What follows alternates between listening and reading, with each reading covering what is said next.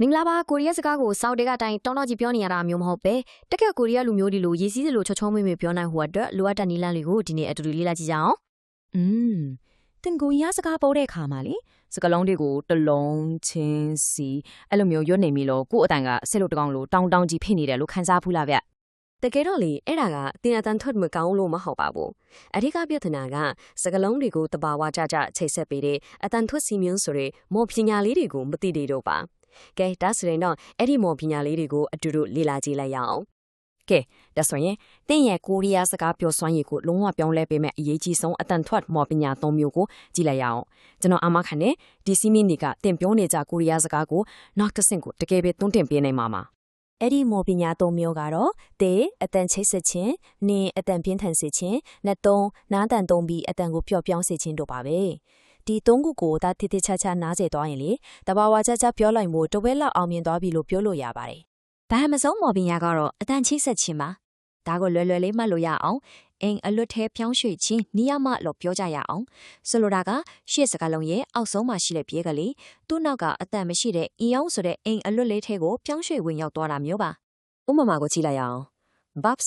ဆိုပြီးအတန်ကိုတုံးခလက်ရပ်ပစ်မဲ့အစားအောက်က VA ကိုနောက်ကိုပို့လိုက်ပြီး Babu ဆိုပြီးချောချောမွေ့မွေ့လေးချိတ်ဆက်ပြီးထွက်လိုက်တာပါကြားရလားအတန်ကလုံးဝမပြတ်တော့သွားဘူးak မဟုတ်တော့ပဲ mak ဆိုပြီးထွက်သွားတာမျိုးပေါ့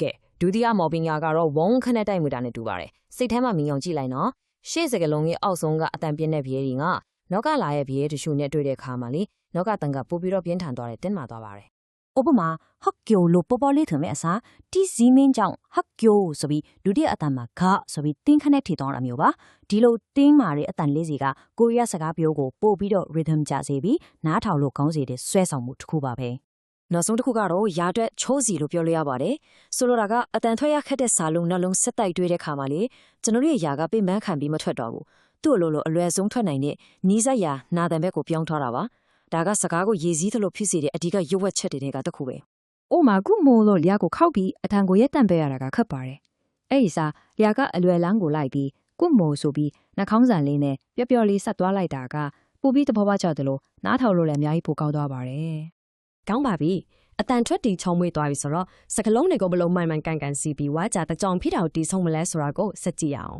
။ကိုရီးယားဘာသာစကားရဲ့အဓိကကြတဲ့ဒီဆောက်ပုံကအင်္ဂလိပ်နဲ့မတူဘူးနော်။သူက getter subject ပြီးရင် can object ပြီးမှအဆုံးဖြတ်ပေးမိကြည့်ရ verb ကနောက်ဆုံးမှလာပါတယ်။ဒါကြောင့်ကိုရီးယားလူမျိုးတွေစကားပြောရင်ဝါကြရဲ့အဓိပ္ပာယ်အပြည့်စုံကိုသိဖို့နောက်ဆုံးစကားလုံးဝတီစိတ်လှုပ်ရှားစွာနဲ့နားထောင်ရတာမျိုးပေါ့။ဝါကြတစ်ကြောင်းမှာဘဲလကလုံးကပါအလုပ်လုပ်တယ်လဲဆိုတာကိုရှင်းရှင်းလင်းလင်းသိနိုင်ဖို့ဒီအမီလေးများလို့ခေါ်တဲ့ particles တွေကအရင်အရေးကြီးပါတယ်။သူတို့ကအလန်းညွန်ပေးတဲ့ sign book လေးတွေလိုပါပဲ။အနွန်ညွန်ကတော့ဝါကြရဲ့အဓိကဇာတ်ကောင်ကိုပြပြီးဤကတော့အလုပ်လုပ်တဲ့ကတားကိုအတိအကျထောက်ပြပေးပါတယ်။ real ကတော့အလုပ်ခံရတဲ့ကံကိုပြပြီးတော့ဆောကတော့ဒီအဖြစ်အပျက်ကပေးနေရဘယ်အချိန်မှာဖြစ်တာလဲဆိုတာကိုသတ်မှတ်ပေးပါတယ်။ကဲအခုနကကျွန်တော်တို့သင်ခဲ့တဲ့အတန်ထွက်မော်ပညာတွေရောတရာစီမင်တွေကိုရောအားလုံးပေါင်းဆက်ပြီးလို့တကယ်လက်တွေ့စကားပြောတဲ့မှာဘလို့အတန်ထွက်ပြီးဘလို့တုံးလဲဆိုတာကြည့်ရအောင်ဒီမှာတုံးသွားတဲ့ EAO နဲ့ EAO ဆိုတာကယဉ်ကျေးတဲ့အထုံးလုံးတစ်မျိုးပါပဲဒါပေမဲ့သူကအရန်အထံကတက်ဆန်တာမျိုးမဟုတ်ပဲတကယ်ချင်းတွေရင်းနှီးတဲ့လူတွေနဲ့ခင်မင်ပြောဆိုတဲ့အခါမှာသုံးတဲ့ပုံစံမျိုးပ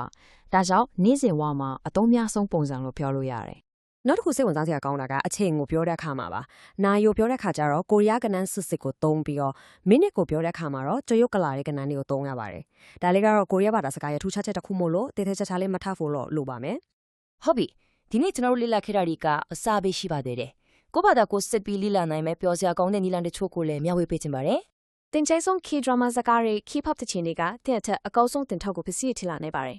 ်အထူးသဖြင့် shadowing လို့တာကအရင်ထိရောက်ပါတယ် shadowing ဆိုတာကတယောက်ဆောင်ကြောပြောလိုက်တာနဲ့တပြိုင်နက်အရေးတစ်ခုလိုပဲသူ့ရဲ့အတန်နေအတန်ထားအဖြစ်အကြောင်းအရှင်အဟုန်ကအစအကောင်လုံးတုံလိုက်ပြောကြည့်တာမျိုးပါဒါကြောင့်မလို့တာတော့တစ်ခါလောက်ဖြစ်စမ်းကြည့်စေခြင်းပါကဲအနှစ်ချုံအနေနဲ့ပြောရရင်တို့ရှင်းရှင်းလေးပါပဲဒီနေ့လေးလာခဲ့တဲ့အတန်ထွက်မော်ပညာ၃မျိုးကိုကျွမ်းကျင်အောင်လေ့ကျင့်ပါ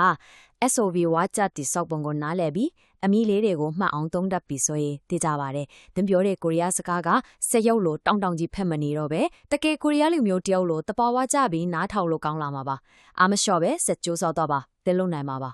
ဒီနေ့ကျွန်တော်တို့အတူတူလေးလာခဲ့တာတွေကတင်းအတွက်အကျိုးရှိမယ်လို့မျှော်လင့်ပါတယ်ဒီနေ့သင်ခန်းစာအပြင်ကိုရီးယားဘာသာစကားနဲ့ပတ်သက်ပြီးထခြားဘာတွေကိုထပ်ပြီးတော့သိချင်သေးလဲဆိုတာကို comment မှာရေးပြီးမျှဝေသွားလို့ရပါတယ်နော်နောက်ထောင်ပေးတဲ့အတွက်အားလုံးကိုကျေးဇူးအများကြီးတင်ပါတယ်